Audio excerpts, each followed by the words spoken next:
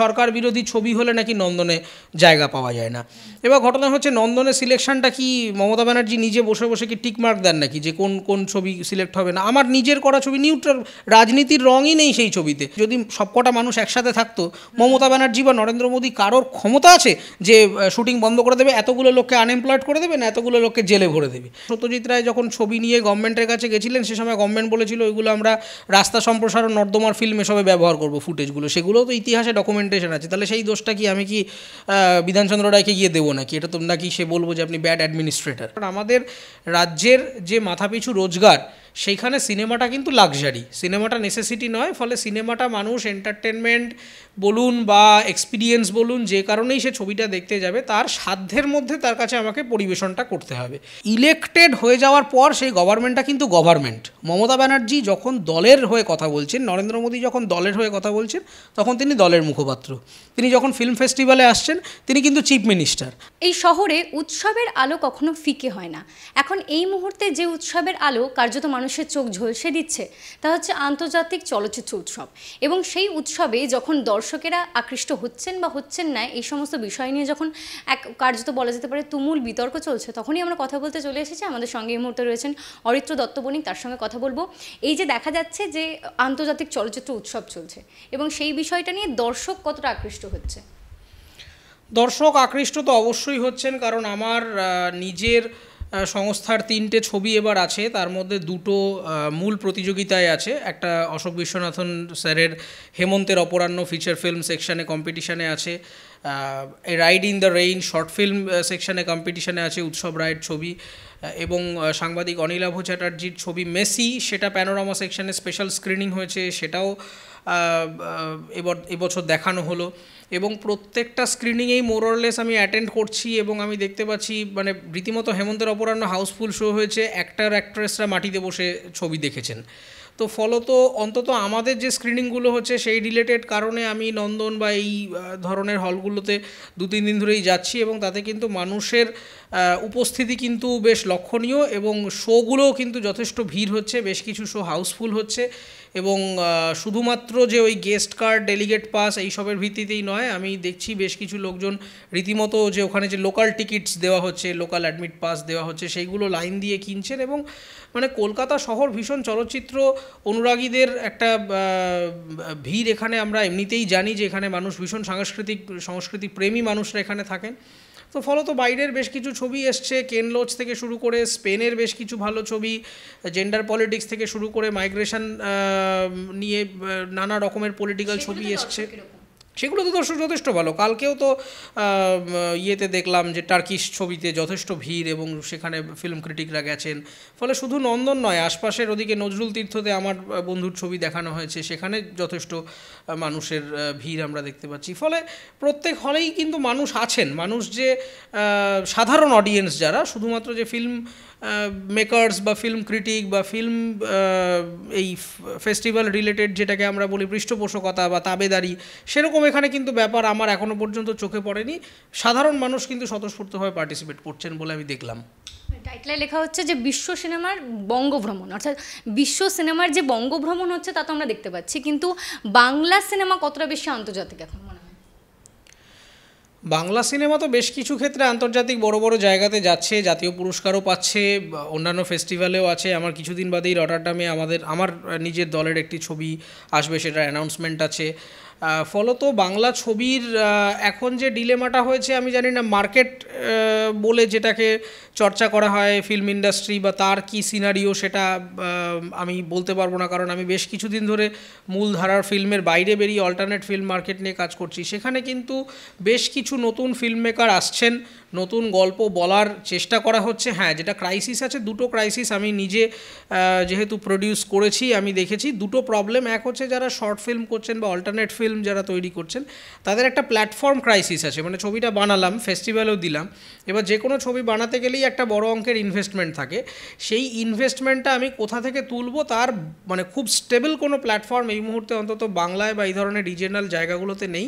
বম্বেতে বেশ কিছু জায়গায় আছে, কিন্তু বাংলা ছবির জন্য বাংলায় কিন্তু কিন্তু প্ল্যাটফর্মের একটা বড় ক্রাইসিস রয়েছে, কারণ সব ছবি যে একেবারে সিরিজ করে ওটিটিতে দেওয়া যায় বা থিয়েটারে চালানো যায় তা তো নয়, কারণ ডিস্ট্রিবিউশনটা একটা কস্টলি জিনিস এবং ডিস্ট্রিবিউশনের সেখানেও একটা রাজনীতির ছোঁয়া থাকে, সেটা আমরা জানি।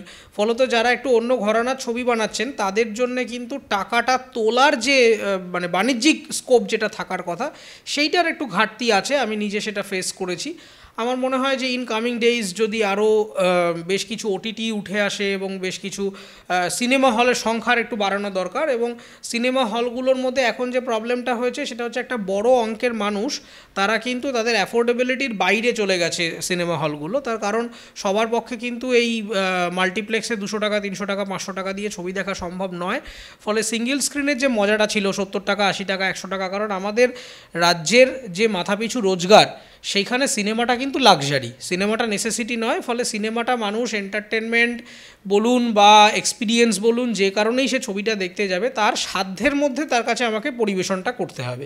ফলে সিঙ্গেল স্ক্রিনগুলো বন্ধ করে দেওয়াতে কিন্তু একটা বড় অঙ্কের মানুষ তারা কিন্তু হল বিমুখ হয়েছেন এবং তাদের কাছে কিন্তু এখন সহজলভ্য প্রোডাক্ট হচ্ছে ইন্টারনেট। ফলে তারা সবাই অপেক্ষা করছেন। আমার নিজের বহু ছবিতে আপনি দেখবেন ফেসবুকে কমেন্ট করে যে কবে ওয়েবে আসবে, কবে ইউটিউবে দেখতে পাবো বা কবে অমুক চ্যানেলে আসবে। তো তার মানে যেটা অ্যাফোর্ডেবল, যেটা চট করে মানুষে দেখে ফেলতে পারে, টিভিটা অনেক বেশি অ্যাফোর্ডেবল, ইউটিউবটা অনেক বেশি অ্যাফোর্ডেবল, এখন ইন্টারনেট টেকনোলজিটা খুব সস্তা হয়ে গেছে।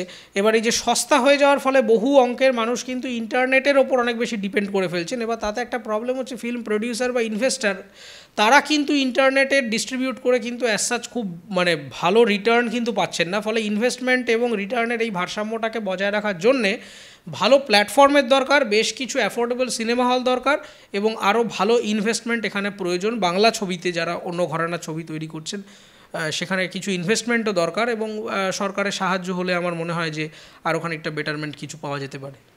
আপনি সরকারের সাহায্যের কথা বলছেন, অনিল কাপুর এসে মঞ্চ থেকে বলেছেন যে একটা টাইমে যখন তিনি সিনেমাতে নেমেছেন তখন সরকারের প্রযোজনাতে তার সিনেমা এসেছিল। এখন কতটা দেখা যায় যে সরকারের সহযোগিতা? আমরা তো অনেক জায়গায় দেখি যে বিরোধী স্বর যদি কোনো সিনেমাতে থাকে, বিরুদ্ধ স্বর, সেই সিনেমা বা না থিয়েটার নাটক সেগুলো বন্ধ করে দেওয়ার প্রয়াস একদম তুঙ্গে রয়েছে, কিন্তু সাপোর্ট কতটা আসে? দেখুন, সরকার না, যে কোনো ক্ষমতার বিপক্ষে যদি কথা বলা হয় তাহলে সে তার ক্ষমতার মানে সদ্ব্যবহার বা অসদ্ব্যবহার করে সে সেই বিপক্ষের সুরটাকে বন্ধ করে দেওয়ার চেষ্টা করবে। এটা মানে তৃণমূল কংগ্রেস, সিপিএম, বিজেপি বলে নয়, এটা পৃথিবীর ইতিহাসের নিয়ম। কারণ আমি একটা রাজনৈতিক ক্ষমতা অ্যাচিভ করেছি কেন? মানে তারও তো একটা ভালো দিক খারাপ দিক আছে। ফলত কেউ যখন আমাকে আক্রমণ করবে আমি চেষ্টা করব, যেরকম ফর এক্সাম্পল আপনাকে একটা সিম্পল জিনিস আমি বলতে পারি, ধরুন ফেসবুকে আপনি দেখলেন যে আপনি কিছু কন্টেন্ট দিচ্ছেন বা কিছু আমার প্রোফাইলে আছে, আমি নিজে এরকম করি যে কিছু ডেডিকেটেড লোক আছেন যারা আমি যাই করি না কেন তাদের কাজ হচ্ছে আমাকে এসে অবান্তর কারণে গালাগাল করবেন, ঠাট্টা তামাশা করবেন। এবার একটা সময়ের পরে আমি ইগনোর করে যাই যে না, এটা আমি অত পাত্তা দেওয়ার দরকার নেই। কিন্তু যখন দেখি ক্রমাগত সে আক্রমণটা ব্যক্তিগত হয়ে যাচ্ছে, নানা রকমভাবে অ্যাটাক করছে, আমার কাজের ইমপ্রেশনে ক্ষতি হয়ে যাচ্ছে, তখন ওখানে কিন্তু ফেসবুকের একটা ডিলিট বাটন থাকে, যেটা আমি কি করি, কমেন্টটাকে ডিলিট করে দিলাম যে এই কমেন্টটা আমার যারা পাঠক আছেন তাদেরকে ডিস্টার্ব করতে পারে, সেই জন্য আমি ডিলিট। এবার তখন আপনি কি বলবেন, এটা কি ক্ষমতার অপব্যবহার করছি? ফেসবুক তো এই ডেমোক্রেটিক রাইট দিয়েছে যে you can hide or delete whatever you think. এবার সেক্ষেত্রে পলিটিক্যাল সাইকোলজিটা খানিকটা এইভাবে কাজ করে যে আমার বিপক্ষে কথা বললে আমি বন্ধ করে দেবো, এবং এটা নতুন হচ্ছে তা নয়, এটা আগেও হয়েছে। আর অনিল কাপুর সাহেব বলেছেন সরকার সাহায্য করে, সেই সময় অন্য কোনো গভর্নমেন্ট ছিলেন, এখন অন্য কোনো গভর্নমেন্ট আছেন, তারা যে একেবারে সাহায্য করছেন না তা নয়। তারা যদি সাহায্য না করতেন তাহলে এই যে বিনে পয়সার ফিল্ম ফেস্টিভ্যালটা হচ্ছে, এই যে এত ছবি জমা পড়ছে, কেউ তো কোনো টাকা নেওয়া হয় না, তাহলে এই অর্গানাইজটা কারা করছে? সরকারি ফান্ড থেকে হচ্ছে। সরকারি ফান্ড যদি অ্যাপ্রুভাল না আসতো, সরকার যদি মনে না করতো, বন্ধ করে দিত। তো ফলত এবং মানে লেফট আমলে যা ছিল, বিজেপির আমলে যা ছিল, সেইগুলো সমস্ত কিছু ভালো ছিল। অনিল কাপুর সাহেবের ক্ষেত্রে সেটা বেটার বিহেভ করেছে। আমরা তো এও জানি যে সত্যজিৎ রায় যখন ছবি নিয়ে গভর্নমেন্টের কাছে গেছিলেন, সে সময় গভর্নমেন্ট বলেছিল ওইগুলো আমরা রাস্তা সম্প্রসারণ, নর্দমার ফিল্ম এসবে ব্যবহার করবো, ফুটেজগুলো, সেগুলোও তো ইতিহাসে ডকুমেন্টেশন আছে। তাহলে সেই দোষটা কি আমি কি বিধানচন্দ্র রায়কে গিয়ে দেবো নাকি? এটা তো নাকি সে বলবো যে আপনি ব্যাড অ্যাডমিনিস্ট্রেটর, কিন্তু পরে কিন্তু সে আবার সেই সত্যজিৎ রায়কেই সাহায্য করেছেন। ফলে প্রত্যেক সময়ই এটা মাথায় রাখতে হবে, যারা পলিটিশিয়ানরা বসে আছেন তারা তো একেবারে বিরাট আর্ট সেন্সিবল হবেন বা সবসময় যে পলিটিশিয়ানরা ডিসিশন নেন এটাও ভেবে নেওয়া ভুল। তার কারণ হচ্ছে এখানে বেশ কিছু বিউরোক্র্যাটসরা আছেন যারা কিন্তু ডিসাইড করেন যে কি হবে না হবে, এই যে কোন ছবি না চলবে, একটা ট্রেন্ড আছে যে সরকার বিরোধী ছবি হলে নাকি নন্দনে জায়গা পাওয়া যায় না। এবার ঘটনা হচ্ছে নন্দনের সিলেকশনটা কি মমতা ব্যানার্জি নিজে বসে বসে কি টিক মার্ক দেন নাকি যে কোন কোন ছবি সিলেক্ট হবে না? আমার নিজের করা ছবি নিউট্রাল, রাজনীতির রঙই নেই সেই ছবিতে, সেই ছবি তো নন্দনে জায়গা পায়নি। আসলে ঘটনাটা হচ্ছে যে এই যে বিরাট অঙ্কের একটা ছবি তৈরি হয় সেই তুলনায় হলের ক্রাইসিস রয়েছে। আমরা বরং গভর্নমেন্টকে প্রেশারাইজ করতে পারি যে নন্দনের মতো আরও কটা সিঙ্গেল স্ক্রিন আপনি তৈরি করুন যেখানে আমরা ছবিটাকে ফিট করাতে পারি। তার কারণ হচ্ছে এখন ডিমান্ড এবং সাপ্লাইয়ের ভারসাম্যটা ঠিক নেই। যে পরিমাণ কন্টেন্ট তৈরি হচ্ছে এবং আপনি যদি দেখেন নাম্বার অফ কন্টেন্ট প্রডিউসড এবং ইন্ডিপেন্ডেন্টভাবে হোক বা সেটা মেইন স্ট্রিম ইন্ডাস্ট্রিতে হোক, সেইখানে কিন্তু এই মুহূর্তে গভর্নমেন্টের সাবসিডাইজড করবার মতো প্রয়োজনীয়তা এই মুহূর্তে নেই বাংলা ফিল্মের ইন্ডাস্ট্রি। একটা $300 মিলিয়ন ইন্ডাস্ট্রি মোটামুটি একটা জায়গাতে আছে এবং তাতে করে মানে টেলিভিশন থেকে শুরু করে এই সমস্ত জায়গাগুলোতে যেটা এখন দরকার, সরকারের সাবসিডির প্রয়োজন নেই। যেটা প্রয়োজন আছে সেটা হচ্ছে সরকার যদি আরেকটু প্ল্যাটফর্ম রিলেটেড ইনভেস্টমেন্টের কথা ভাবেন এবং এই যে যেটা খুব গুরুত্বপূর্ণ এবার একটা করা হয়েছে, আমি জানি না সেটা কতটা এফেক্টিভ হবে, যে কালচার এবং ফিল্ম এইটাকে কিন্তু মেইন যে বিজনেস সামিট হলো সেইখানে কিন্তু একটা এন্টিটি হিসেবে ওটাকে ডিসপ্লে করা হয়েছে এবং বলা হয়েছে investor can invest in film and television industry. এবং তার সাথে আমাদের যে ফিল্মের যা প্রোডাকশন প্রোটোকল রয়েছে, গিল্ডের যা ব্যবস্থা রয়েছে, এই জিনিসগুলোকে যদি আরও একটু ফ্লেক্সিবল করে, যেরকম মুখ্যমন্ত্রী একটা কথা বললেন আমার খুব ভালো লাগলো, হয়তো উনি গুছিয়ে বলতে পারেননি কিন্তু উনি যেটা বলার চেষ্টা করেছেন তার সারমর্মটা হচ্ছে এই যে উনি সালমান খানকে বললেন যে আমাদের এখানকার ছেলেমেয়েরা যেরকম ওখানে গিয়ে কাজ করছে, বম্বেতে গিয়ে কাজ করছে, চেন্নাইতে গিয়ে কাজ করছে, আপনারাও যদি এখানে আসেন, ফলে এই যে মানে সোজা ব্যাপার হচ্ছে এই যে কোলাবোরেটিভ প্রোডাকশন, এইটা খুব ইম্পর্ট্যান্ট, যেটা এখন আমরা কিন্তু বাংলাদেশের সাথে অনেকটা আমরা শুরু করে দিয়েছি। আপনি দেখবেন বেশ কিছু ফিল্ম হচ্ছে ইন্দো বাংলাদেশ কোঅপারেশনে, বাংলাদেশের কিছু ওটিটি এখানে চলে আসছে, ফলে তাতে ফিল্মের এবং এন্টারটেনমেন্টের ডিমান্ডটা আছে সেটা প্রমাণিত এবং বাজারটাও মোটামুটি রেডি আছে সেটাও প্রমাণিত। এখন সরকারকে যেটা করতে হবে, সরকারকে এবার এর মার্কেট প্লেসটাকে আরও কতটা বড় করা যায়, সেইটা মানে বেচা কেনাটা কতটা আরও বেটারমেন্ট জায়গায় যেতে পারে সেইটাকে দেখার জন্য সরকার যদি আরেকটু বড় করে ভাবেন, আমার মনে হয় তাহলে ইন্ডাস্ট্রি গ্রোথটা আরও বেটার হবে। আপনি বলছেন যে প্রোডাকশন অনেক হচ্ছে, প্রডিউস করা হচ্ছে অনেক, কিন্তু সেগুলো কি ফ্রুটফুল প্রোডাকশন হচ্ছে? মানে এই আন্তর্জাতিক লড়াইয়ে দৌড়ানোর মতো সেরকম চলচ্চিত্র কি আজকালকার দিনে আর তৈরি হচ্ছে যেটা বলা যেতে পারে যে মানুষকে একটা বার্তা প্রেরণ করবে? শুধুমাত্র সস্তার মনোরঞ্জন নয়, সেই সিনেমার কোনো একটা প্রভাব যেটা কিনা আন্তর্জাতিক লেভেলে লড়াই করার সম্মুখীন হতে পারবে, সেটা কি হচ্ছে? সেখানে বাংলা কোথায় পিছিয়ে আছে? দেখুন, আন্তর্জাতিক মানে আপনি যে দুটো ফিল্মের মধ্যে একটু আপনার কনফিউশন হয়ে গেল। একটা ফিল্ম হচ্ছে একদম মাস এন্টারটেনমেন্টের ফিল্ম, এবং আমরা যে ধরনের ডিরেক্টরদেরকে নিয়ে কথা বলছি, মানে সেটা রায় ঘটক সেন এদের সকলকে নিয়েই আমরা যদি বলি, তাদের ছবি যখন প্রথম হলে এসেছিল সেগুলো কিন্তু বেশিরভাগই ফ্লপ ছবি। আপনি যদি ইতিহাস দেখেন সেগুলো ফ্লপ ছবি। পরবর্তী ক্ষেত্রে যখন দেশ বিদেশ থেকে অ্যাকনলেজমেন্ট পেলো, নানা রকমের খবরের কাগজে বেরোচ্ছে ইত্যাদি ইত্যাদি, মানুষ তখন জানছেন যে আরে বাবা এটা দারুণ লোক, তখন কিন্তু তারা সেই ছবিগুলোকে দেখতে গেছেন। প্রথম লঞ্চে কিন্তু তারা মোটেই ইকোনমিক্যালি খুব একটা ভালো রিটার্ন কিন্তু পাননি।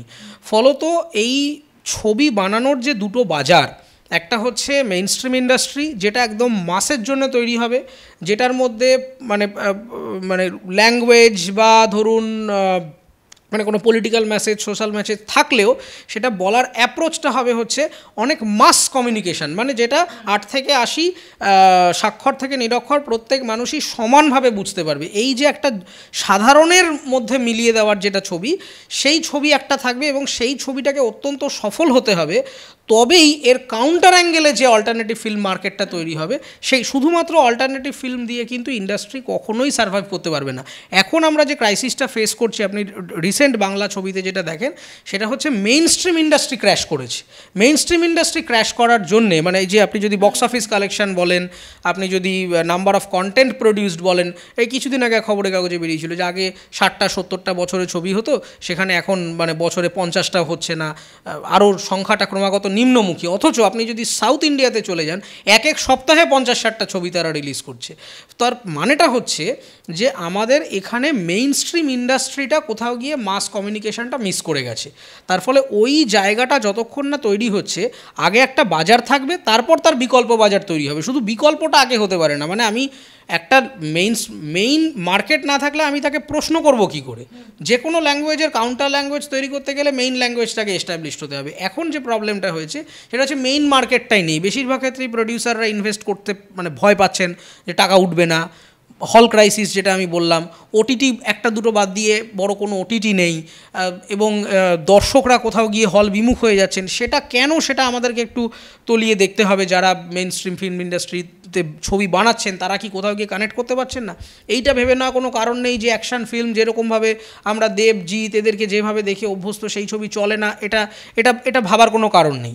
আর আরও একটা বাজে দিক আছে, সেটা হচ্ছে এখন বেশিরভাগ ক্ষেত্রে ছবিগুলোর গল্পগুলো এমন বানানো হচ্ছে, সেই গল্পের কন্টেন্ট বা প্লটটা যদি বলেন, কনটেক্সটটা ভীষণ শহরমুখী। সেই ছবির রাজনীতিটা গ্রামের মানুষ কিন্তু কানেক্ট করতে পারছেন না। কারণ আর সবসময় আরবান কালচারকে নিয়ে ছবি করলে কিন্তু আমাদের কিন্তু এই দেব হয়েছেন, জিৎ হয়েছেন, এটা কিন্তু মফস্বল গ্রামগঞ্জের সিঙ্গেল স্ক্রিনের একটা বিরাট ইনফ্লুয়েন্স আছে। এটা কিন্তু ভুলে গেলে চলবে না। শহরের মানুষের রাজনীতি দিয়ে গ্রামের মানুষের, মফস্বলের মানুষের রাজনীতিকে বিচার করলে চলবে না। তো ফলত আমাদের ছবির প্যাটার্নটা একটু বদলাতে হবে। আমরা খুব বেশি এখন মানে মিডল ক্লাস আরবান এদেরকে নিয়ে ছবি তৈরি করছি, আমরা কিন্তু মাসের থেকে একটু দূরে চলে এসেছি। এবং এই দূরে চলে আসার দরুন তারা কিন্তু জওয়ান পাঠান দেখতে ভিড় করছেন, তারা কিন্তু বাংলা ছবিটা খুব একটা কানেক্ট করতে পারছেন না। দেখতে আসছেন না কেন, সেটা তো জানাটা জরুরি। এখানে কি যারা ডিরেক্টর আছেন তারা মূর্খ? মোটেই না। যারা অভিনেতা আছেন তারা কুৎসিত? মোটেই নয়। যেটা হচ্ছে সেটা হচ্ছে আমি যে গল্পটা বলার চেষ্টা করছি সেই গল্পটা জনসাধারণের মধ্যে কানেক্ট হচ্ছে না, তারা রিলেট করতে পারছেন না বলেই তারা হলে আসছেন না। এবং তারপর একটা অ্যাফোর্ডেবিলিটির গল্প রয়েছে, সিঙ্গেল স্ক্রিন সমস্ত বন্ধ করে দেওয়া হয়েছে, সব এখন কর্পোরেটের দৌরাত্ম্য চলছে। সেই কারণে এখন যেটা অত্যন্ত প্রয়োজন সেটা হচ্ছে সবার আগে কমার্শিয়াল মেইন স্ট্রিম ইন্ডাস্ট্রিকে মানে ফুলে ফেঁপে উঠতে হবে, তবে গিয়ে আমরা এর বিকল্প জায়গাগুলো আমরা পাবো। কিন্তু আমি লিখে দিতে পারি যে বাংলায় কিন্তু যথেষ্ট ভালো ডিরেক্টরস রয়েছেন সব ক্ষেত্রে, সেটা মশালা মুভির জন্যও রয়েছেন, অল্টারনেট ফিল্ম মেকিংয়ের জন্য রয়েছেন। তারা কিন্তু শুধু প্ল্যাটফর্মটা খুঁজছেন এবং সুযোগটা খুঁজছেন। ভালো রাইটার, ভালো অভিনেতা, ভালো টেকনিশিয়ানস এটা কিন্তু বাংলায় যথেষ্ট রয়েছে। এটা ভাবার কোনো কারণ নেই যে বাঙালি সব একেবারে মানে গণ্ডমূর্খ হয়ে গেছে, সব ভালো ট্যালেন্ট শুধু ওয়েস্টে আছে, সব বম্বেতে আছে, চেন্নাইতে আছে, এখানকার লোকজন কেউ কিছু জানে না। এটা ভেবে নিলে খুব বোকামো হবে সেটা। কারণ বাংলায় কিন্তু প্রচণ্ড এফিশিয়েন্ট ক্রু মেম্বার্সরা রয়েছেন, রাইটার্স থেকে শুরু করে কাজ করছেন। কিন্তু এখানে কাজের অভাব কেন হচ্ছে তাহলে? এখানে বাংলা সিনেমা আপনি একটু ছুঁয়ে গেলেন, আমি আবার জিজ্ঞেস করছি যে বাংলা সিনেমা এখন কতটা বাঙালির যে সাধারণ জীবনশৈলী সেগুলো কতটা বেশি প্রতিফলিত একটা সিনেমার মাধ্যমে, যে মানুষরা দেখতে আসেন, বা এখন কি হয় যে আসেন না? হ্যাঁ, যেটা বললাম, ওই গল্পের প্লটটা কোথাও গিয়ে মানুষকে ছুঁতে পারছে না, মানে টাচ করতে পারছে না।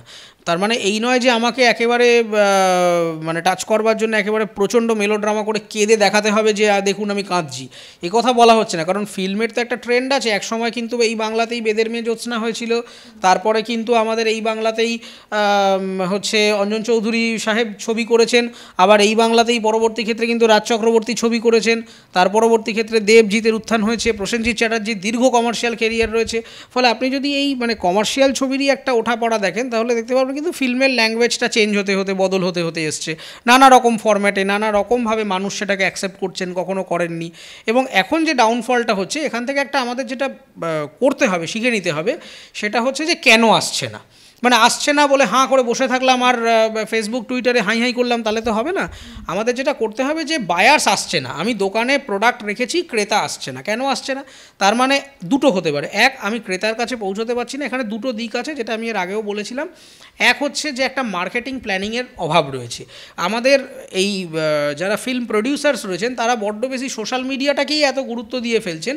এটা মনে রাখতে হবে যে ভারতবর্ষের দীর্ঘ মানে বড় অঙ্কের মানুষ কিন্তু ইন্টারনেটে নেই।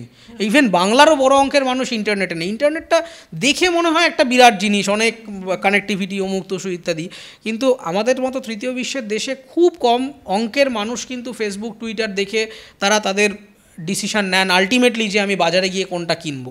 ফলত সোশ্যাল মিডিয়াটা নিশ্চয়ই গুরুত্বপূর্ণ একটা প্যারালাল মার্কেট, কিন্তু বৃহত্তর মার্কেটিং প্ল্যানিং দরকার, যাতে যেরকম আপনি ঋতিক রোশনের অনেক ছবির নাম শুনেছেন কিন্তু আপনি হয়তো দেখেননি, এই যে নাম শুনেছেন এটাই হচ্ছে মার্কেটিংয়ের সাকসেস। কিন্তু আপনাকে যদি আমি লেটেস্ট 5টা এমন এমন ছবির নাম বলবো যেগুলো একদম বাংলা মূলধারার ছবি, আপনি হয়তো বলবেন ও এরকম একটা ছবি বেরিয়েছিল। এই যে ঘটনাটা, তার মানে হচ্ছে মার্কেটিংয়ের একটা অভাব রয়েছে, মানে আমার বাজারজাতকরণে একটা প্রবলেম হচ্ছে।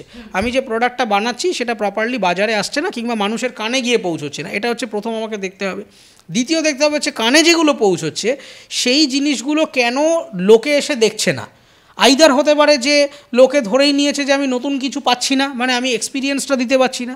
কারণ আমি যদি একটা অ্যাকশান ফিল্ম করলাম, তাহলে সেই লোকটা শাহরুখ খানের পাঠান যদি দেখতে পারে, তাহলে আমার অ্যাকশান ফিল্ম কেন দেখছে না? শাহরুখের স্টারডম আছে, সে নিয়ে আমরা কেউ অস্বীকার করছি না, কিন্তু এটাও দেখে নিতে হবে যে ওনার ফিল্মের যে অডিও ভিজুয়াল এক্সপিরিয়েন্সটা উনি তৈরি করছেন through camera, through visual effects, through performance, এই যে একটা কমপ্লিট প্যাকেজ, মানে একটা ছবি আমি 200 টাকা 500 টাকা যাই দিই যে ভ্যালু ফর মানি। বম্বেতে এটা খুব বিখ্যাত, যে কোনো প্রডিউসাররা মনে করেন যে একজন ক্রেতা যখন আমার ছবিটা দেখতে আসবে তাকে আমি 500 টাকার ভ্যালুটা দিতে পারছি কিনা। লোকের টাকা দিতে ক্রেতার কোনো অসুবিধে নেই, লোকে 5000 টাকা শাড়িও কিনবে, কিন্তু 5000 টাকা শাড়িটা কিনে সে অনুভব করতে পারছে কি যে আমি 5000 টাকা শাড়ি পরলাম গায়ে, এইটা ইম্পর্ট্যান্ট। যদি সে অনুভবই না করতে পারে, সেই ভ্যালু ফর মানিটা যদি তার কাছে পৌঁছে দিতে না পারি, তাহলে 5000 টাকার শাড়ি 5 টাকাতেও বিক্রি হবে না। ফলত ছবিগুলো আরও ধরে বানাতে হবে, ছবিগুলোর মধ্যে এক্সপিরিয়েন্সটা, এবং এখন যেটা হয়েছে আমি নিজে ফিল্মে কাজ করতে গিয়ে দেখেছি যে ইনোভেশনের অভাব আছে। প্রোডাক্টটা বড্ড বেশি, মানে 10-12 দিনে শুটিং করে ফেলছি, হ্যাঁ হয়ে যাবে, এই একই রকমের মোটামুটি ক্যামেরা বসিয়ে একটু থিয়েট্রিক্সটা মেনে এই close up shot, master shot এই করে না, মানে কোনো রকম একটা গল্পটা থরবড়ি খাড়া করে প্রেজেন্ট করে দিচ্ছি। কিন্তু সিনেমাটা মাথায় রাখতে হবে আমি হলে গিয়ে দেখবো একটা অভিজ্ঞতার জন্য, সাউন্ডের অভিজ্ঞতা, ভিজুয়ালের অভিজ্ঞতা, পারফরমেন্সের অভিজ্ঞতা। এই অভিজ্ঞতাই যদি আমার কাছে না দিতে পারে সেই প্রোডাক্ট, আমি কেন দেবো পয়সা মশাই আপনাকে?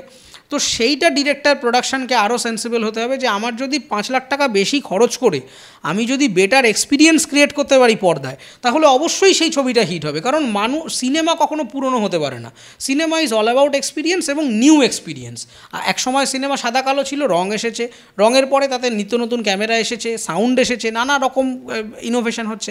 আমার বাংলা ফিল্মে ইনোভেশনের অভাব আছে, কারণ পৃথিবীতে কন্টেন্ট এই যে কত রকমভাবে গল্প বলা যায় এগুলো মোটামুটি এক্সপ্লোর্ড, ন্যারেটিভ স্টাইল নিয়ে নতুন করে আর বলার কিছু নেই।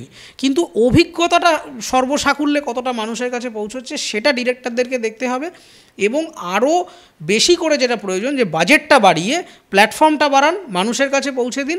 আর আরেকটা খুব ইম্পর্ট্যান্ট দিক আছে, সেটা হচ্ছে কোথাও গিয়ে না এই পলিটিক্যাল ইন্টারভেনশনের জন্যে বাংলা ছবির যারা অভিনেতা অভিনেত্রী আছেন, যাদেরকে আমরা দেখতে যাই, তারা নিজেদের গুরুত্বটা হারিয়ে ফেলেছেন।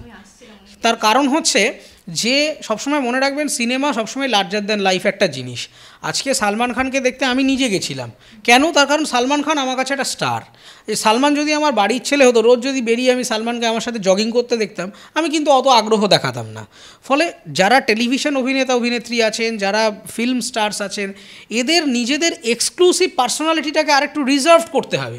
এখন মানে এরা এই যে মানে এত বেশি অ্যাভেলেবেল হয়ে গেছেন যে তাদেরকে আর পয়সা দিয়ে আমি তাকে পর্দায় দেখব এই চাহিদাটা মানুষের কাছে চলে যাচ্ছে। এবং তাদের যারা পিআর কনসালটেন্ট আছেন ইত্যাদি ইত্যাদি আছেন, তাদের যে সোশ্যাল ইমেজ, তারা কোথায় যাচ্ছেন, কি বলছেন, কোনো ধর্ম নিয়ে, রাজনীতি নিয়ে কি মতামত দিচ্ছেন, এগুলো খুব ইম্পর্ট্যান্ট। অ্যাপারেন্টলি দেখে মনে হয় একটা সোশ্যাল মিডিয়ায় বলে দিলাম ভুংচুংকে এত পাত্তা দিচ্ছি, কিন্তু মানুষ কিন্তু পাত্তা দেয় এগুলোতে।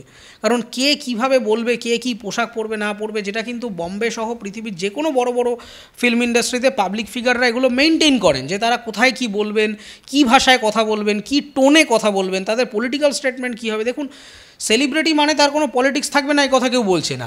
সে তো চেন্নাইতেও বহু সিনেমার অভিনেতা অভিনেত্রীরা কিন্তু অ্যাক্টিভলি রাজনীতিতে যুক্ত সাউথ ইন্ডিয়াতে, কিন্তু তাদের যে পার্সোনালিটি মেনটেনেন্স, সেটার সাথে আমার এখানকার সেলিব্রিটি পলিটিশিয়ানদের পার্সোনালিটি মেনটেনেন্সের একটা প্রচণ্ড পার্থক্য আছে।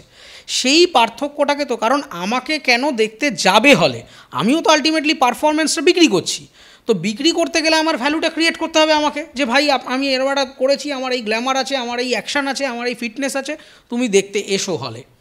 তো আমি যদি খুব বেশি একেবারে ঘরের ছেলে হয়ে যাই, আমাকে যদি রোজ দেখা যায় রাস্তায়, রোজ বেরোচ্ছি, দেখছি, এখানে দেখছি, ওখানে দেখছি, সেখানে দেখছি, ওই মঞ্চ সেই মঞ্চ, এখানে ওখানে আজগুবি বললাম, ট্রোলড হলাম, এতে করে কিন্তু মানুষের চাহিদা, ডিমান্ডটা কমে যাচ্ছে। সেটা সব ক্ষেত্রে, মানে both applicable for the television industry as well as for the film industry. তার কারণ হচ্ছে যে এই যে বাইরে শোজ হচ্ছে, বিভিন্ন জায়গায় যাচ্ছেন, আমরা দেখছি তো, শোতে গিয়ে তারা একটা গান টান করলেন, সেটা নিয়ে ট্রোলড হয়ে গেল। গান টান কিন্তু আমিও যখন একসময় শো করতাম আমি করিনি তা নয়, এবং তার মানে যে আমি একেবারে বিরাট পদ্মশ্রীপ্রাপ্ত সঙ্গীত শিল্পী তা বলছি না, আমারও গানে ভুলভাল হতো। কিন্তু এখন একটা নতুন থ্রেট এসেছে, সেটা হচ্ছে আমাদের হাতে কিন্তু ফোন চলে এসেছে। আজ থেকে 10 বছর আগে কোন পাড়ায় গিয়ে কী ভুল উচ্চারণে গান গাইলাম সেটা কিন্তু ওই পাড়ার 4টে লোক হয়তো নিজেদের মধ্যে ঠাট্টা তামাশা করবে, তার বাইরে কিছু হবে না, 2 দিন বাদে ভুলে যাবে। কিন্তু এখন ইন্টারনেট টেকনোলজি আসাতে কন্টিনিউয়াস আমরা কিন্তু সার্ভেলিয়েন্সেসের মধ্যে রয়েছি, মানে বেরোচ্ছি, আমার সবসময় সতর্ক থাকতে হবে যে আমার কিন্তু কেউ না কেউ মোবাইল বন্দি করতে পারে। সবার হাতে কিন্তু একটা ক্যামেরা, এটা একটা চারিদিকে সিসিটিভির মতো অ্যাম্বিয়েন্স তৈরি হয়েছে, যে কন্টিনিউয়াস আমাকে কিন্তু মনিটর করা হচ্ছে, সে যেই হোক, সাধারণ মানুষ হোক অথবা ফিল্ম স্টার হোক। ফলত তারা যখন কোনো মঞ্চে যাচ্ছেন, কিছু বলছেন, কোনো গান গাইছেন, নাচ করছেন, তাদের কিন্তু অনেক বেশি কেয়ারফুল হতে হবে। কারণ শুধু ওই মঞ্চের উল্টো দিকে 500-600,000 লোক বসে আছেন তা নয়, ওই 500-600 লোকের মোবাইল মারফত 5 লাখ 10 লাখ লোক তারা কিন্তু ইউটিউব, ফেসবুক, টুইটারে এই ভিডিওসগুলো তখন ব্রডকাস্ট হচ্ছে, তারা দেখছে। ফলে আমার প্রত্যেকটা পদক্ষেপের ইম্প্যাক্টটা কিন্তু অনেক বৃহত্তর সার্কিটে গিয়ে ফুটপ্রিন্টটা পড়ছে। সেইটা মাথায় রেখে আমাদের সেলিব্রিটিদের তাদের লাইফস্টাইল বলুন, তাদের সোশ্যাল ইমেজ বলুন, তাদের অ্যাক্টিভিটিস ইন রেগুলার লাইফ, সেইটাকে কিন্তু অনেক বেশি গোছানো হতে হবে, যাতে তাদের সেই ডিমান্ডটা বাজারে তৈরি হয় যে আমি যাব, আমি দেবকে দেখতে যাব, শ্রাবন্তীকে দেখতে যাব, শুভশ্রীকে দেখতে যাব, জিতকে দেখতে যাব। এই যে ক্রেজটা তাদেরকে আরও তৈরি করতে হবে, এবং ক্রেজটা তৈরি করতে গেলে তাদের সেলিব্রিটি আইডেন্টিটিটাকে অনেক বেশি রিফ্রেম করতে হবে বলে আমার একজন দর্শক হিসেবে মনে হয়। এই বিষয়টা তো গেল, আমি প্রসঙ্গটা আসতামও যে এখন বাংলা চলচ্চিত্রে রাজনৈতিক প্রেক্ষাপট না থাকলেও বাংলা চলচ্চিত্রের কলাকুশলীরা এখন রাজনীতিতে বেশ ভালোভাবে রয়েছেন, এবং তারই সঙ্গে সঙ্গে ইন্ডাস্ট্রির ভেতরেও যেন একটা বিশাল চেইন ক্রিয়েট হয়ে গেছে, একটা বিশাল প্রভাবশালী মানে প্রভাব বিস্তার হয়ে গেছে রাজনীতির। সেই কারণেই কোথাও গিয়ে অনেক আর্টিস্ট আছে যারা অভিযোগ করেন যে আমরা কাজ পাচ্ছি না, কারণ আমরা সেই দলের সঙ্গে যুক্ত নই বলে। এই বিষয়টাকে কীভাবে দেখছেন? এটার জন্যে শুধুমাত্র আমি যে মমতা বন্দ্যোপাধ্যায়কে দায়ী করব তা নয়, তার কারণ হচ্ছে এক হাতে তালি বাজে না, এটা হচ্ছে প্রথম কথা। একটা শক্তি, একটা ক্ষমতা যখন ক্ষমতাশালী হয় সে একা হতে পারে না, এটা হচ্ছে নিয়ম। আমি আপনাকে সম্মান দেব এবং আপনি সম্মান নেবেন, এটা দুটো ম্যাচ করতে হবে। মমতা ব্যানার্জি বা তৃণমূল কংগ্রেস বা কেউ এসে হঠাৎ একদিন বলো এই শোনো তোমরা সবাই চলে এসো, আর আমরা সবাই চলে গেলাম হঠাৎ করে, সেটা তো হয় না। কই, আমাকে তো বলেনি, আমাকে তো কোনো দিন কেউ থ্রেট করেনি, অথচ আমার ছবি তো কলকাতা ফিল্ম ফেস্টিভ্যালে দেখানো হচ্ছে। তো বলতেই পারে যে আপনি তো রোজ টেলিভিশনে বসে একেবারে গভর্নমেন্টের সাপসাপান্ত করছেন, তাহলে আপনার সংস্থার এতগুলো ছবি দেখানো হচ্ছে কি করে? তার মানেটা হচ্ছে যে এটা সব ক্ষেত্রে প্রযোজ্য নয়। যারা যাচ্ছেন তারা যাচ্ছেন কেন? তাদের নিজের আমাকে কেন কোনো পার্টি আজ অব্দি, মানে তৃণমূল, বিজেপি, সিপিএম, কেউ কেন কোনো দলীয় মঞ্চে ডাকতে পারেন? আমি ফিল্ম ফেস্টিভ্যালে গেছি, গভর্নমেন্টের প্রোগ্রাম। না, ব্যক্তি স্বার্থ না, ইনসিকিউরিটি। এটা হচ্ছে সবথেকে বড় কথা। আমাদের এখানকার যারা যাচ্ছেন তারা কেন নিজেরা ইনসিকিউর হচ্ছেন এটা আমি জানি না। ইনসিকিউর হওয়ার তো কোনো কারণ নেই। আপনারা কি অভিনয় জানেন না? আপনাদের কি জনপ্রিয়তা নেই? আপনি কেন একটা দলের লোক এসে, সে তো বলবেই। ক্ষমতার অধিষ্ঠিত আমি যদি আজকে একজন রাজনীতিবিদ হতাম, আমারও তাহলে মানে এটা মোটিভেশন থাকতো যে আমি আরও কতটা প্রভাব বিস্তার করব। রাজনীতির কাজই হচ্ছে নিজের ক্ষমতার প্রভাব বিস্তার করা, এবং প্রভাব বিস্তার করার জন্য সে কিছুটা আইনি পথ নেবে, সে কিছুটা বেআইনি পথ নেবে। এবার আমি যখন তোমাকে ইনফ্লুয়েন্স করছি, আজকে আপনি বলুন তো, যদি এরকম একটা নিয়ম হতো, এই যে বলছে যে কাজ মানে তৃণমূল না করলে কাজ পাওয়া যাবে না, এটা আপনার মানে অনেকে অভিযোগ করে না, বিরুদ্ধে সরকারের বিরুদ্ধে কথা বলে কাজ পাওয়া যাবে না। আজকে যদি সমস্ত আর্টিস্ট এক হতেন, তারা যদি বলতেন যে না, শিল্পের সাথে কোনো তৃণমূল সিপিএম হয় না, এটা আমরা অভিনেতা অভিনেত্রী, আমরা যে কোনো মঞ্চে যাব, যে কোনো জায়গাতে যাব, অ্যাজ এ পারফর্মার যাব, আপনার দলীয় কোনো ঐক্যতার বিচ্যুতি ঘটলো, সেটা তো মানে সেটাই তো বলছি। সেই ইনসিকিওরড মানুষরা মানে সংখ্যায় বেড়ে গেলেন। তখন আমার নিজের ক্রাফটের উপর আমার ভরসা থাকতে হবে যে মশাই আমি অভিনয় জানি, আমি ফিল্ম জানি, আমি গান গাইতে জানি, আমি নাচ করতে জানি, আমার নিজের প্রোডাক্টটার প্রতি আমার কনফিডেন্ট থাকতে হবে। সমস্ত মানুষ যদি এক হতো, আর্টিস্ট ফোরামের সমস্ত সদস্য যদি বলতেন যে না, সিনেমা আপনি যা রাজনীতি করছেন করুন, আমার ব্যক্তিগত জায়গায় সেখানে কোনো আপনার ইন্টারফারেন্স নেই, কিন্তু আপনি ডাকলেই আমায় চলে যেতে হবে এবং আমি যদি না যাই আমি কাজ পাবো না। উনি কি, যদি সবকটা মানুষ একসাথে থাকতো, মমতা ব্যানার্জি বা নরেন্দ্র মোদী কারোর ক্ষমতা আছে যে শুটিং বন্ধ করে দেবে, এতগুলো লোককে আনএমপ্লয়েড করে দেবে, না এতগুলো লোককে জেলে ভরে দেবে? তার মানেটা কি, 100টা লোকের মধ্যে অন্তত 70টা লোক সায় দিয়েছে, এবং যখনই সায় দিয়েছি তখনই, এ তো আর মারধর করে ঢোকেনি, এই তো নয় যে সরকার একেবারে গুলিবন্দুক চালিয়ে ঢুকে পড়েছে ফিল্ম ইন্ডাস্ট্রির মধ্যে, না করলে একদম মুন্ডচ্ছেদ করে দেবো একেবারে কোরিয়ার রাজনীতিবিদের মতো। তাহলে এখানে কেন হচ্ছে? তার মানে আমিও সায় দিয়েছি যে হ্যাঁ ঠিক আছে আমি আপনার সাথে আছি। এটা সবার আগে আমাদের এখানের দুটো প্রবলেম আছে রাজনীতির ক্ষেত্রে, যেটা আমি দেখেছি। মানুষ বুঝতে চায় না যে ইলেক্টেড হয়ে যাওয়ার পর সেই গভর্নমেন্টটা কিন্তু গভর্নমেন্ট। মমতা ব্যানার্জি যখন দলের হয়ে কথা বলছেন, নরেন্দ্র মোদী যখন দলের হয়ে কথা বলছেন, তখন তিনি দলের মুখপাত্র। তিনি যখন ফিল্ম ফেস্টিভ্যালে আসছেন, তিনি কিন্তু চিফ মিনিস্টার। আমি তো ওনার বিরোধী, আমি নিজে ফিল্ম ফেস্টিভ্যালে গেছি, আমি কিন্তু ওনার বক্তৃতাটা শুনেছি। ফলে আমাকে বুঝে নিতে হবে যে কোনটা ইলেক্টেড গভর্নমেন্টের রিপ্রেজেন্টেটিভ হিসেবে কথা বলছে আর কোনটা দলের মুখপাত্র হিসেবে কথা বলছে।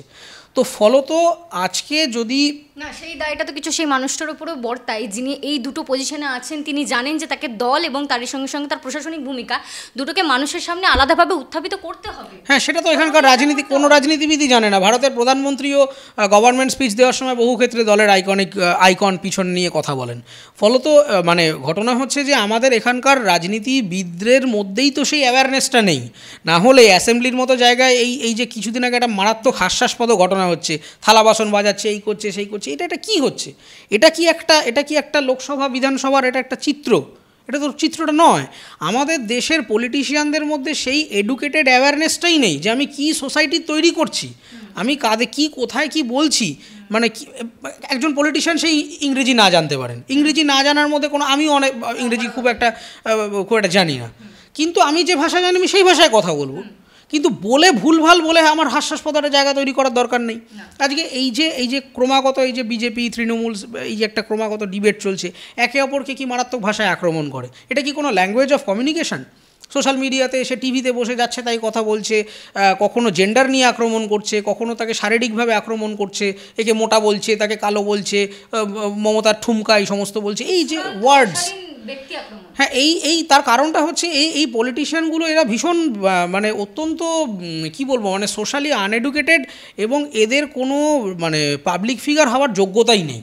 আমি মনে করি আমাদের ভারতবর্ষের অধঃপতনের মূল কারণই হচ্ছে যারা রাজনৈতিকভাবে ক্ষমতার অধীনে আছেন, সমস্ত দলের আমি বলবো, তাদের মানে সে আপনি কোন দলকে দোষ দেবেন? একজন বিরোধী দলনেতা সে প্রধানমন্ত্রীকে বলছেন অপয়া, একজন প্রধানমন্ত্রী সে আবার একজনকে বলছেন পাপ্পু। তৃণমূল অমিত শাহজি স্বরাষ্ট্রমন্ত্রী এখানে এলেন, তাকে বললেন যে মোটা ভাই ভোট নাই। আবার গিরিরাজ সাহেব তিনি মমতা ব্যানার্জিকে বললেন মমতার ঠুমকা। তাহলে আপনি দোষটা কাকে দেবেন? সবাই একে অপরকে এই ধরনের মানে একটা আনসোশ্যাল ল্যাঙ্গুয়েজে, এটা একটা পলিটিশিয়ান ল্যাঙ্গুয়েজ হবে? একটা তো পার্সোনালিটি থাকবে রে ভাই। আমার দলের মানে দলীয় স্ট্র্যাটেজি যাই হতে পারে, আমি কি আদর্শে বিশ্বাস করব, আমি মানুষের মধ্যে কি এজেন্ডা ছড়িয়ে দেবো, সেটা তো আমার পলিটিক্যাল ব্যাপার। কিন্তু তার সাথে এই ভাষায় আক্রমণ হবে কেন? আপনি কোনো পার্টিকুলার দলকে দোষী দিতে পারেন না, কারণ ওভারঅল পলিটিক্যাল সিনারিটি এরকম হয়ে গেছে যে এখানে কারোর কোনো মেরুদণ্ডই নেই।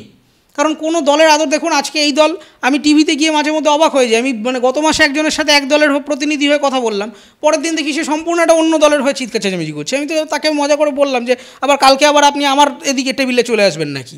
মানে বোঝা যাচ্ছে না, মানে এটা কি? ভোটে জেতার পর রিজাইন করে দল পাল্টে নেয়, এ তো সব থেকে মানে নক্কারজনক ঘটনা। এতে এই সর্বভারতীয় ইলেকশনেও হলো, বেশ কিছু এমপি জিতলেন এক দলের হয়ে, তাহলে কি আপনি মানুষকে প্রতারণা করলেন? আপনি এক আইকনের হয়ে, এক আদর্শের হয়ে আপনি এলেন, প্রোডাক্টটা বেচলেন, প্রোডাক্টটা বেচার পরে আপনি বললেন না আমি এই আদর্শকে মানি না। এটা কেমন তর কথা হলো? এই সিস্টেমটাই তো ভুল আমাদের দেশে। আমাদের দেশের এন্টায়ার পলিটিক্যাল সিস্টেমটাই ভীষণ ঘাঁটা, এবং মানুষকে ক্রমাগত অশিক্ষিত করে রাখা হচ্ছে, বা অশিক্ষিত বলতে আমি বলতে চাইছি যে আনকনসাস করে রাখা হচ্ছে, যে তোমাকে ভাবতে দেওয়া হচ্ছে না। তার কারণ হচ্ছে তুমি যদি ভাবতে থাকো, তুমি যদি প্রশ্নগুলো করো যে কেন হবে, কেন আপনি একে অপরকে এইভাবে কথা বলবেন, কেন টেলিভিশনে বসে এইভাবে আপনি যুক্তিযুক্ত কথা বলুন, এই ধরনের মন্তব্যগুলো হচ্ছে। এবং আমরা যারা নাগরিক আছি আমরা নিজেরা দায়ী। আমি তো বলছি আজকে ফিল্ম ইন্ডাস্ট্রির পতনের জন্যে ফিল্ম ইন্ডাস্ট্রির 70% দায়িত্ব নিতে হবে। তা এরা এলো কোথা থেকে? এই ফিল্ম স্টাররা যদি না যেতেন, আজকে যারা ভোটে দাঁড়িয়েছেন তাদের কি ছবির অভাব না তাদের অর্থের অভাব? আপনি বলুন তো। এরা কি না খেয়ে মরে যাচ্ছিল, না এরা দুস্থ কাজ পাচ্ছিল না? এরা কেন গেলেন? তার মানেটা কি এরা ইনসিকিওর? যাচ্ছে 5 বছর বাদে আমার যদি ফিল্ম না হয় একটা এমএলএ এমপিতে হয়ে যেতে পারবো, পেনশন পাবো, সরকারি ব্যবস্থা পাবো, হয়ে যাবে। আরে কটা লোককে থ্রেট করবে? আমি ধরেও নিলাম যে দুজনকে থ্রেট করেছি। আরে 2000 আমার আর্টিস্ট ফোরামের মেম্বার 4000 প্লাস, 4000 লোককে থ্রেট করবে? এ কি মামার বাড়ি? হয় না কখনো। তার মানে উনি তাকেই ধরছেন বা তাদেরকেই ক্ষমতাশালীরা এসে ক্যাপচার করবে যে ইনসিকিওর, তাকে করবে না যে ইনসিকিওর নয়। সেই কারণে আমার মনে হয় যে যারা এখনও আছেন, এখনও সময় আছে, পৃথিবী ধ্বংস হয়ে যায়নি। ফলত ইনসিকিউরিটি থেকে বেরিয়ে আসুন। আপনারা প্রত্যেকে অত্যন্ত ট্যালেন্টেড শিল্পী, গুণীজন। আপনারা আপনাদের গায়ক, নাচ, যারা নৃত্যশিল্পী, ফিল্ম মেকার, অভিনেতা, আপনাদের কিন্তু সত্যি মানে দরকার নেই কারোর তাবেদারি করার। আপনি তাবেদারি যদি করতে হয় নিজের আর্ট ওয়ার্কের করুন, আপনি নিজের স্কিলটা তৈরি করুন। স্কিলফুল লেবার কোনো দিন আনএমপ্লয়েড থাকতে পারে না। কাজ দেরিতে আসতে পারে কিন্তু কাজ সে পাবেই। সফলতা দেরিতে আসতে পারে, 6 মাস বাদে কাজ পেতে পারি, কিন্তু পাবো। ফলে আপনারা, আমি এখনও রিকোয়েস্ট করব এই ভিডিওর মাধ্যমে যে যারা আছেন, যারা মনে করছেন যে একটু কিছুদিন ওনার সাথে থাকলাম, একটু এ করলাম, তাহলেই আমার কেরিয়ারে একেবারে আমূল পরিবর্তন হবে, এটা হয় না। আজ বাদে যদি উনি চলে যায় কী করবেন? এ তো সারা জীবনের ইকুইটি না। আর মমতা বন্দ্যোপাধ্যায়ের বয়স আজকে প্রায় 70 হতে চললো, আপনার বয়স 25-30, আপনাকে তো আরও 40 বছর অভিনয় করে জীবনযাপন করতে হবে। মমতা বন্দ্যোপাধ্যায় 10 বছর থাকবেন আমি ধরে নিলাম, তারপর উনি রিটায়ারমেন্ট নেবেন। তো তারপরে আপনার ফিউচারটা কী? ফলে আপনি লং রানের ইকুইটিটা ভাবুন। তখন কি আপনি আবার কি যদি বিজেপি আসে কি সিপিএম আসে আপনি আবার তার দলে চলে যাবেন? এ তো লোকে তো হাসছে, তারা ভাবছে এটা কি মজা হচ্ছে নাকি? তো আপনাদের মনে রাখতে হবে শিল্পের কোনো রং ধর্ম হয় না, শিল্পের কোনো হিন্দু মুসলমান হয় না, শিল্পের কোনো জাতি ধর্ম বর্ণ হয় না। আপনি যে ইন্ডাস্ট্রি থেকে বিলং করুন, যেটা আপনার প্রফেশন হন, পৃথিবীর প্রত্যেকটি মানুষ আপনার বায়ার্স এবং প্রত্যেকটি মানুষ আপনার শ্রোতা বা দর্শক। ফলে আপনার ব্যক্তিগত রাজনীতি, আপনার ব্যক্তিগত আপনি কাকে গিয়ে ভোট ব্যাংকে ভোটটা দিচ্ছেন সেটা আপনার কাছে রাখুন। আপনি কোন আদর্শে বিশ্বাস করেন সেটা আপনার নিজের ভেতরে রাখুন। সেইটাকে আপনার আর্টওয়ার্কের প্ল্যাটফর্মে এনে রিফ্লেক্ট করলে সেটা আলটিমেটলি বৃহত্তর আর্টের পতনের মূল কারণ হয়ে দাঁড়াবে।